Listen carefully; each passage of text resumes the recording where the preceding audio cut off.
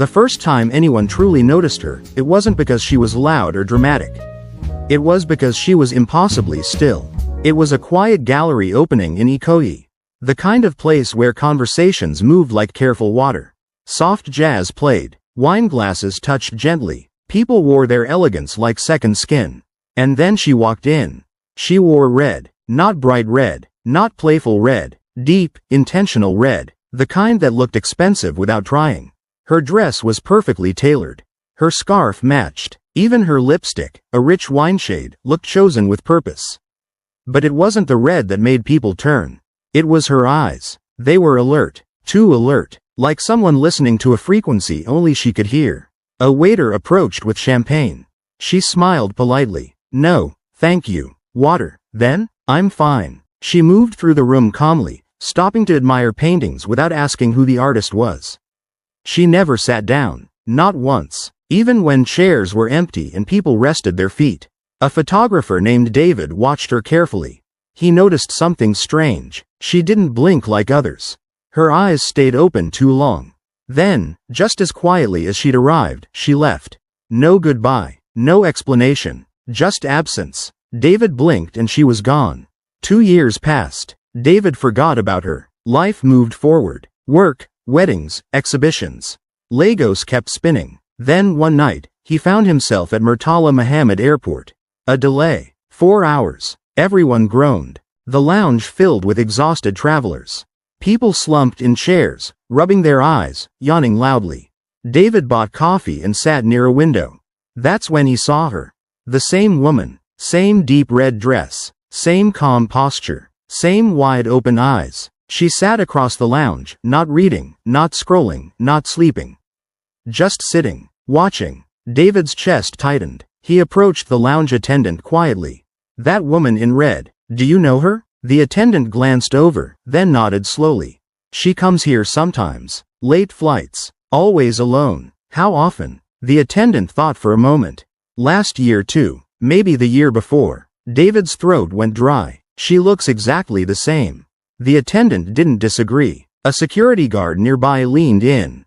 "I've seen her too. She always comes at night." "Night flights?" David asked. The guard shook his head. "No, just night. I've never once seen her during the day." David turned back, but she was already gone. Months later, David was at a fashion studio in Victoria Island. The team was organizing old event photos for an archive project. Someone pulled up a folder labeled 2010. "Look at this," the stylist said, laughing. "Remember when we thought this was high fashion?" David scrolled through the images. Then he stopped. There, in the background of a runway photo, stood a woman in red. Same face. Same posture. Same eyes. "Who is that?" David asked. The stylist squinted. "I don't know. She looks familiar though." Another worker leaned over. "Wait, I have a video from 2016. She pulled it up on her phone. It was a fashion launch. The camera panned across the crowd. And there she was again. Red dress. Red scarf. Same unblinking stare. "That's impossible," someone whispered. David zoomed in on her face. Her eyes looked too present. Like she was listening to something no one else could hear. A makeup artist who had been quiet suddenly spoke. "I remember her," she said slowly. Everyone turned. "Years ago, I offered to touch up her makeup. She declined." "So?" someone asked. The makeup artist's face went pale. She said, "I don't do touch-ups. I don't do breaks." The room went silent. David saved both images. Side by side, they were identical. Not similar. Identical. It was 3 a.m. at Lagos University Teaching Hospital. A night shift nurse named Funmi walked down the quiet corridor toward the vending machine. Her shift had been long. Her feet ached. The hospital was still, only the hum of machines and distant footsteps. As she turned the corner, she saw someone standing by the window. A woman, dressed in deep red, not a patient, not staff, no visitor badge, just standing, staring out at the city lights. Funmi hesitated, then approached. "Excuse me, are you okay?" The woman turned slowly. Her eyes were wide, alert, like she'd been awake for days. But her face was calm. "I'm fine," she said gently. "I'm always awake." Funmi frowned. "Always?" The woman smiled faintly. "I don't sleep." Funmi felt a chill. "Are you waiting for someone?" she asked. No, just being present. Funmi didn't know what to say. She nodded and walked to the vending machine. When she turned back, the woman was gone. Later, Funmi checked the visitor log. There was a signature, a woman's name she didn't recognize. But the handwriting looked different. Too neat, too controlled, like someone had written it without moving their hand naturally. Funmi closed the book slowly, and didn't mention it to anyone. David couldn't let it go. He went through his entire archive, every event he'd photographed in the last decade. And there she was. Art exhibition in Lekki, private fashion show, charity gala, airport lounge, always the same, always red, always awake. He zoomed in on her eyes in each photo. They never looked tired, not once. No dark circles, no redness, no heaviness, just alertness, constant, unbroken alertness. He noticed something else. In every photo, she positioned herself away from anything soft. No couches, no cushions, no beds in the background. She avoided rest like it was dangerous. David posted the images privately to a photographer forum. The response was immediate. Someone wrote, "I've seen her too. 2009. She looked exactly like this." Another, "She came to an event I worked. Refused a chair. Stood the entire night." Then a message came that made David's blood run cold. It was from an unknown account. Just one line. "Stop looking. She doesn't sleep because she can't." David stared at the screen. Then he closed his laptop. But the images stayed in his mind. All night, a journalist named Tunda heard about the rumors. He worked for an online magazine. Urban legends, strange stories, Lagos mysteries. At first, he laughed it off. A woman who doesn't sleep. Please, that's just insomnia. But then someone sent him the photos. Different years, same woman, same red, same face. Tunda's skepticism wavered. He started digging. Event guest lists, hotel records, flight manifests. Her name appeared under different spellings. Different first names. But always the same face on ID photos. And always the same birth date. For over 20 years, Tunda showed the records to a friend who worked in data verification. "This is either a mistake," his friend said, "or someone's been living under frozen identity." "Which is more likely?" Tunda asked. His friend didn't answer. Tunda kept searching. He found something strange in a hotel concierge log. A note from 2017. Lady in red requested room 000. Paid extra. Specific instructions. No bed, no pillows, no curtains. Tunda stared at the entry. No bed? He called the hotel. The concierge who had worked that shift was retired, but Tunda tracked him down. "Do you remember her?" Tunda asked. The old man's voice was quiet.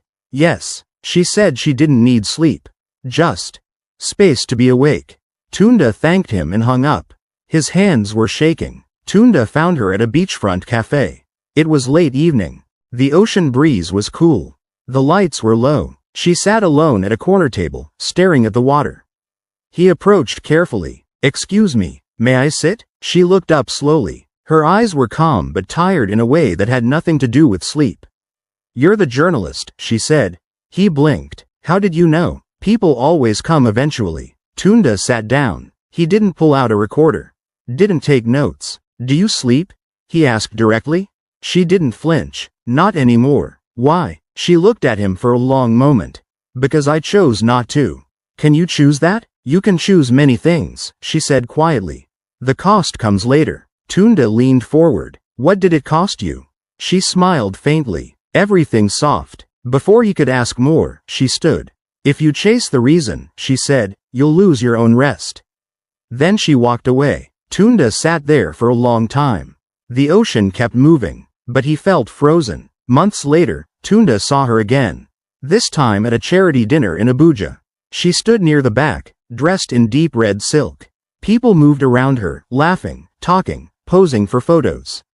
But she remained still. Tunda watched carefully. Someone told a joke. The crowd laughed. She smiled, but her eyes never closed. Not even for a second. A woman tried to take a selfie with her. The flash went off. She didn't blink, didn't flinch. The woman looked uncomfortable and walked away. A waiter approached Tunda later. "You're watching her," the waiter said.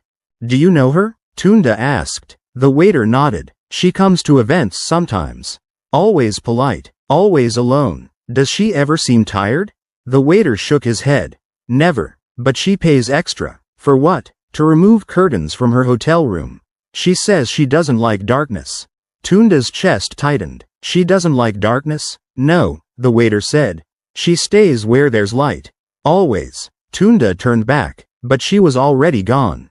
Again. Tunda became obsessed. He pulled pharmacy records, flight logs, hotel stays.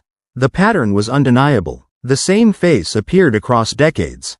Different names, different spellings, but the same birth date. Always. He showed the data to a doctor friend named Chitty. Chitty studied the records carefully. If this is real, he said slowly, she's not resting. She's just surviving. What do you mean? Sleep isn't just rest, Chitty explained. It's healing, memory processing, emotional reset. So if she's not sleeping, then she's not healing. She's carrying everything, all the time. Tunda felt cold. That night, he received an anonymous email. No greeting, no signature, just one sentence. She wasn't always red. Red as warning. Tunda stared at the message. He replied immediately. Warning of what? The response came hours later. Red is the color you wear when you're trying to stay awake. When you're fighting sleep. When you're afraid of what waits in the dark. Tunda didn't sleep that night. He kept thinking about her eyes. Wide, alert, haunted, always awake, always alone. A week later, Tunda received a call from an unknown number. Meet me tomorrow. Surulere. The cafe near the old cinema. Who is this? Tunda asked. Someone who knew her before Red. The woman who showed up was elderly. Maybe 70. She moved slowly, carefully. They sat in a quiet corner. I won't say her name, the woman said. Some names should stay in the time they belonged. Tunda nodded. The woman took a slow sip of her tea. She was brilliant once. Ambitious. Full of dreams. What happened? Tunda asked. A tragedy, the woman said. Something she witnessed. Something that broke her mind. What kind of tragedy? The woman looked away. The kind that makes you afraid of vulnerability. So she stopped sleeping? She made a choice, the woman corrected. She was given an option. Tunda leaned forward. By who? The woman didn't answer directly. There are places, she said carefully, where fear can be traded for control. What did she trade? She traded sleep for wakefulness. Vulnerability for alertness. Dreams for endless presence. And the cost? The woman's eyes filled with sadness. She traded something else too. Something she didn't understand until it was too late. What? The ability to forget, to heal, to move forward. The woman stood to leave. She's not hiding from people, she said. She's hiding from sleep. Because sleep is where it finds her. What finds her? Tunda asked. But the woman was already gone. Tunda met her again. This time, she agreed to talk. They sat in a quiet park at midnight. The city hummed around them. You look flawless, Tunda said. But you don't look happy. She smiled faintly. Flawless isn't the same as whole. Why don't you sleep? Because when you don't sleep, you don't heal, she said simply. Tunda frowned. Isn't that worse? Yes. But it's also safer. Safer from what? She looked at him with those wide, unblinking eyes. When you sleep, you dream. When you dream, you remember. When you remember, you go back. Back to what? To the night everything broke. Tunda felt his throat tighten. I remember everything, she whispered. Every loss, every ending, every moment I begged to forget. And you can't? She shook her head. Memory is like a room with no door. When you're always awake, you're always inside it. Tunda swallowed. Do you regret it? She looked at the sky. I regret what I didn't know I was losing, she said. I thought I was choosing safety. I didn't realize I was choosing exile. From what? From being human. The story went viral. A trend page posted side-by-side photos. The red lady, same face, 15 years apart. Within hours, it exploded. Comments flooded in. I've seen her. She came to my event in 2013. Looked exactly the same. This is creepy. Memes started. Challenges. Theories. Some people laughed. Others felt uneasy. Night workers began sharing sightings. She's always outside hospitals. I saw her at the airport. 4 a.m. just standing there. She never sits. Never rests. Hotel staff. Security guards. Cleaners. Taxi drivers. All with the same story. Then a voice note circulated. Someone whispered. She's not hunting. She's hiding. Because sleep is where it finds her. The jokes stopped. The city grew quiet. Tunda watched it all unfold. His phone buzzed constantly. Messages, calls, requests for interviews. But he didn't answer. Because he'd seen something no one else had. In the last photo someone posted, taken just 2 nights ago, she was standing outside a closed hospital. And her face, for the first time, looked afraid. Not tired. Afraid. Like something was coming. And she couldn't run anymore. Tunda decided to follow her. He waited outside places she'd been seen. Hotels, airports, hospitals. Finally, at 4 a.m., he saw her. She stood outside a closed boutique in Victoria Island. Alone. Still. Dressed in red. He watched from across the street. She didn't move. Didn't check her phone. Didn't look around. She just stood. Like she was listening. Then her body went rigid. Her face changed. The calm mask slipped. Pain flashed across her features. Real, raw pain. She took a sharp breath. And whispered to the empty air, "Not tonight." Tunda's heart pounded. She looked around, as if checking for something invisible. Then she whispered again, louder this time, "Please. Not tonight." Tunda stepped forward without thinking. She saw him. Their eyes met. And for the first time, he saw fear in her face. Not mystery. Not control. Fear. She turned and walked away quickly. Tunda didn't follow. He stood there, frozen. Because he'd heard it too. In the silence. Footsteps. But no one was there. The next day, Tunda's phone rang. It was the elderly woman from Surulere. Her voice was urgent. She broke her rule. What rule? Tunda asked. She must keep moving. Never attach. Never stay long. Never let night deepen. What happens if she stays? The thing she escaped catches up. Tunda's chest tightened. What thing? The memory she's been running from. The night that broke her. Can she outrun it forever? No, the woman said. And tonight, she will disappear. What do you mean? She's been awake for too long. The body can only fight sleep for so long before it forces rest. And if she rests? The woman's voice cracked. If she sleeps, she goes back to that night. And she might not return. Tunda stood up. Where is she? I don't know. But find her. Before she surrenders. The line went dead. Tunda grabbed his keys. He drove through Lagos, searching. Hospitals, hotels, airports. But she was nowhere. The red lady had vanished. And the city, for the first time in years, felt too quiet. Tunda found her 3 days later. She was sitting on a bench near the lagoon. Early morning. The sun hadn't risen yet. She looked tired, not sleepy, but worn. He sat beside her without asking. You disappeared, he said. I tried to, she replied. They sat in silence for a moment. Why don't you just sleep? Tunda asked gently. She smiled sadly. Because I'm afraid. Of what? Of the dream that waits. She told him then. About the night she witnessed something terrible. A loss that shattered her mind. About the choice she made in desperation. To trade sleep for control. To never be vulnerable again. I wanted to stop being hurt, she said. So I stopped dreaming. Stopped resting. Stopped arriving in life.